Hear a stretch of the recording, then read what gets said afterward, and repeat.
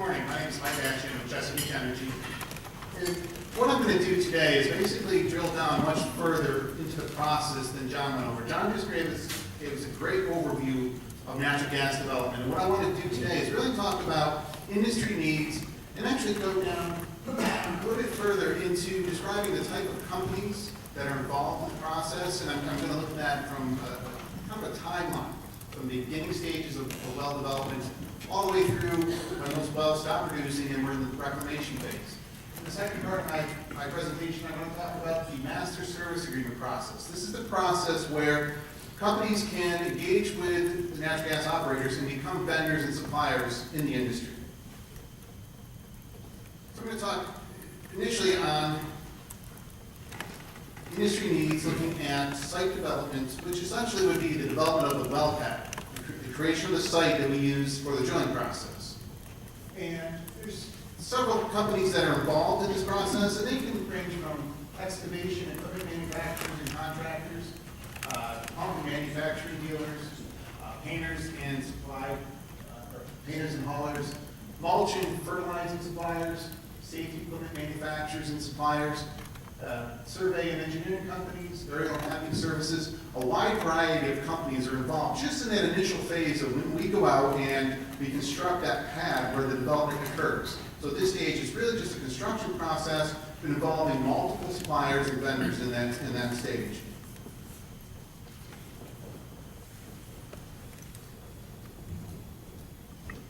Another aspect of our development is transportation and logistics.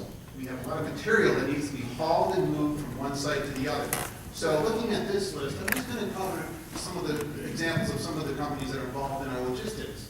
They can include rail, barge, and trucking companies, asphalt producers, road grading and paving companies, sand and water suppliers.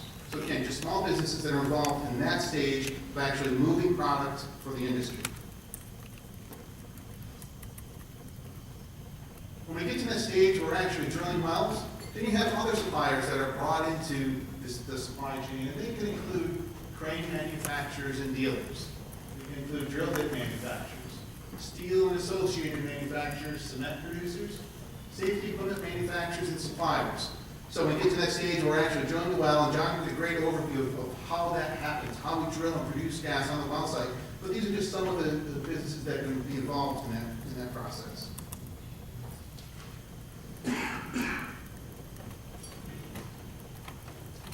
Water management. John mentioned the hydraulic fracturing process and the fact that we use water for that process. That requires us to have a series of water management involved. And some of the companies that are involved with this could be steel and coil manufacturers, welding equipment manufacturers, pump manufacturers, crane manufacturers and suppliers, welding companies, sand suppliers, and tank constructors. So again, companies that are involved in water management come in at a stage in the process where they're needed, their services are required.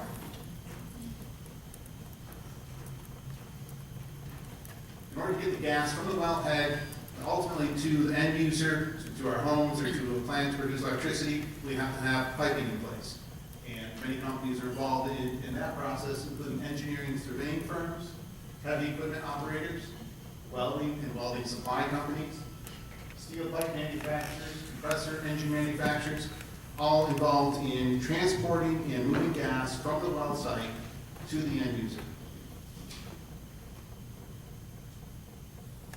Once those wells are produced on the site, the process doesn't end there. We go through a series of operations on the site to put final production equipment on the pad. And companies that are involved in that include solar panel manufacturers. We run solar on our sites to provide us the data that we can then analyze and access the information from the well pad. Metering device manufacturers, landscaping companies. We will ultimately go through a series of reclamation on the site, which will require landscaping companies to be utilized in the process. Topsoil suppliers, breaking right down to that level. We will need topsoil on the site when we do part of the reclamation process. Road aggregate suppliers. Fencing suppliers. The requirements will have that will be in place that the equipment on the site has to be fenced in, so it's going to need fencing suppliers also.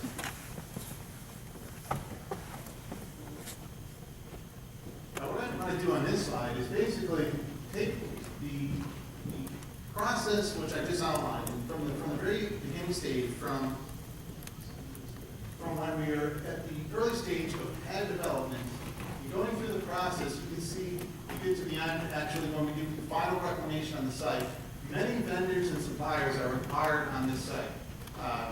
And looking at the stages of vendors and suppliers, we initially have those suppliers and vendors that have direct interaction with gas-operated companies. So you would have your direct vendors and suppliers. Then you'd have a series of second-level suppliers, subcontractors, sub-vendors. You would have a third layer of possible service providers and subcontractors, and then a final level of merchants, service providers, and suppliers. And by doing this, we can look at how the timeline, again, from site preparation, through the drilling process, through pipe installation, through final installation of completion equipment on the site, and then ultimately the final reclamation process. Over multiple years, this process can involve multiple vendors that are brought into that supply chain, providing their specialties and their services to the industry. Let's just look at one quick example. This is a very simplistic example of how the supply chain may work. Let's say we have a general contractor and they're hired to build a well pad. Very simple. They're contracted out to build a well pad, and just say they need some additional bulldozers. It's a heavy equipment operation, they need additional bulldozers. So the general operator, Chesapeake, Talisman, Range Resources, whoever it may be, would hire that general contractor to do their work. That contractor then needs bulldozers. He will go down to a subcontractor or supplier who would then provide him the bulldozer for another rent to release that equipment to him. Let's just say that subcontractor, the heavy equipment company, they need to transport that equipment to the site. So they would then hire a company with a flatbed truck, for example. So that would then go down to the next level. So we then have another supplier brought in to transport that simple bulldozer to the site for construction. Well, okay, that flatbed truck then needs gasoline or diesel, or someday hopefully CNG fuel, to get that truck to the site. So they then go down to the next level to purchase the fuel, to get the product that is being acquired onto the site for development. So multiple vendors are involved in the simple process of a contractor getting a bulldozer and getting that to the site. And that's just how this supply chain can work. It's very simplistic to look at that. But let's extrapolate that process over hundreds of wells and multiple aspects of development, and then you can start to see how there is that huge financial and economic impact from this. We just looked at one simple bulldozer process.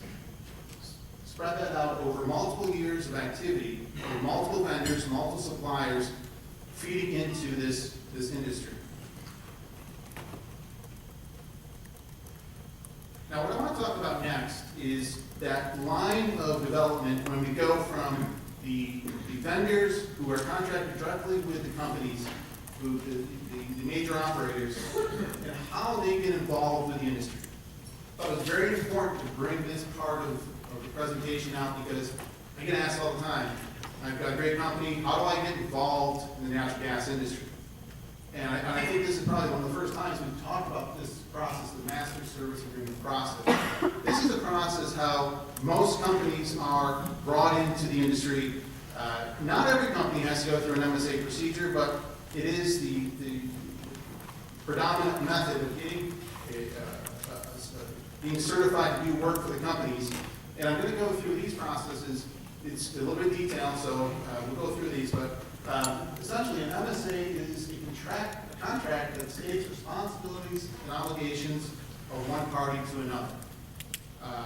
The MSA may define services, responsibilities, obligations of the vendor and the operator. And our country requires most vendors to execute an MSA prior to delivering any products or services.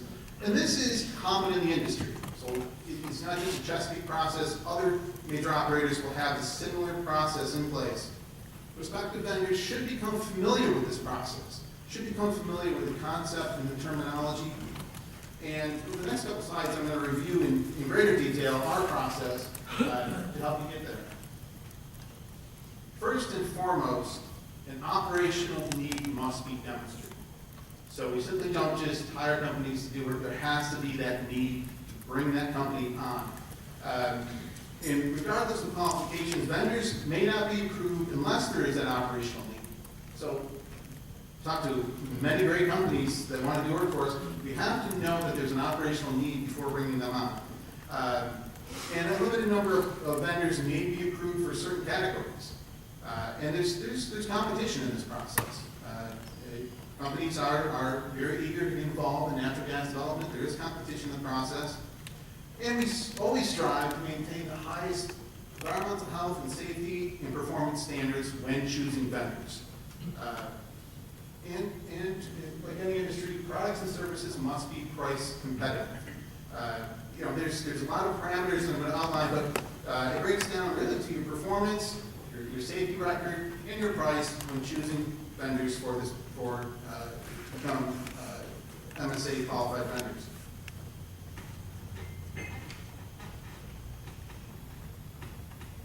Okay, so let's assume that there's an operation need that exists and we need vendors to do certain parts of the process.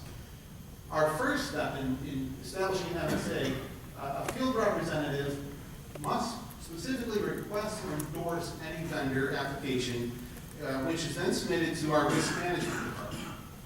So it's important to understand that it's typically the field representative, the individuals who are out in the field doing whatever part of that process that I outlined earlier in the presentation, that they determine that there's an operational need, we need a vendor, we need to get some companies involved to do this part of our process. Once that's done, risk management will confirm operational needs with the regional and district operations manager. So up our hierarchy, a regional manager will determine, yes, I agree with the field manager, yes, we need this vendor, they can be brought onto the system. Risk management will then distribute MSA application and forms to that vendor. This is a process where the vendor then receives those forms and begins providing data back to the company per what the MSA requirements ask for. Our environmental health and safety department will evaluate and approve all MSA applications. So once that data is sent back, our EH&S department reviews that information and approves that information. The last step here, our risk management department will communicate final requirements and distribute MSA to the vendor for review and execution. That is done after we have sent that information out to a third-party, non-affiliated vendor who verifies the information that's been provided. That company is ISN, and they provide a website, isn.org, which I'm going to talk about quite a bit more on the next slide. But we don't just make that decision based on the application that's sent back to us. We send it out to a third-party vendor that verifies the data and information that's been provided. In addition, insurance requirements must be met. General liability, automobile, of course, workers' comp. These requirements must be met before any vendor is brought into the system. It's entirely possible, though, that a highly qualified prospective vendor may not be considered for an MSA at the time they apply, simply because there isn't an operational need. And again, as I mentioned earlier, there's a lot of competition for this work. We do solicit MSAs, but it may be some time before that process is completed and that vendor is then hired on to do the work they do.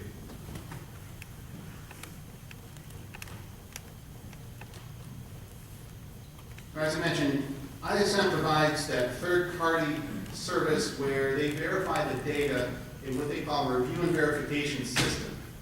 So they go through and they look at the MSA application, they review the data, they actually check audits and training lines, operators' qualifications, drug and alcohol and background checks are done. A great deal of work is put into ensuring that best of the best and the vendors are secured and qualified to do the work.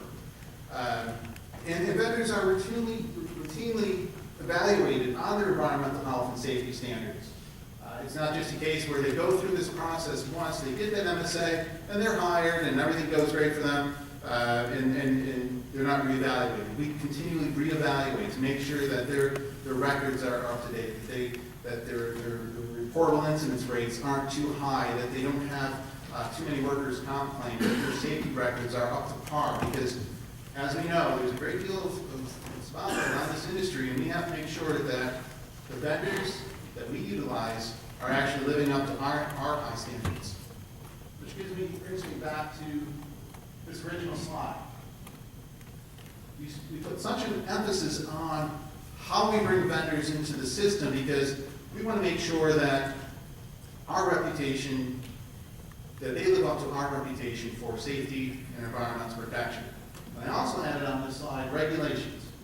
Regulations are a huge factor in this because, as you know, we are extremely regulated, and as I mentioned, there's a great deal of eyes on our operation. We have to live up to those regulations, and so do our vendors.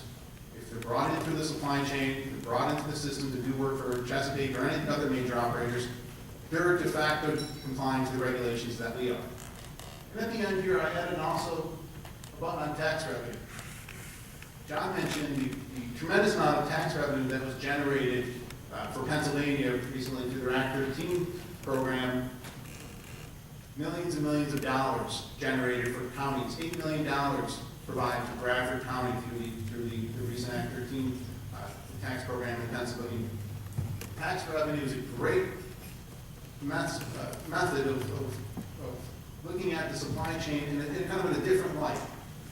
Sales tax revenue, employee tax revenue, general tax revenue on the reduction of natural gas brings revenue back into our local communities, thereby creating additional opportunities for those communities to do work such as road repairs, street repairs, sidewalk repairs, general maintenance of those communities. So in essence, the tax revenue that flows to the natural gas industry provides additional opportunities for companies such as general contractors, road paving companies, aggregate suppliers, asphalt companies. They can all realize additional work simply because we're paying these high amounts of taxes that then generate the money for municipalities to do work. So I think that was really important to add that final key component of tax revenue because sometimes it gets overlooked. And I thank you. I went through that pretty quick, but I think it was important to go through that MSA process because I get quite a few questions about how do we do this, and I wanted to make sure that we start articulating that message out in the process and outline the very detailed steps on becoming a vendor in the natural gas industry. Thank you.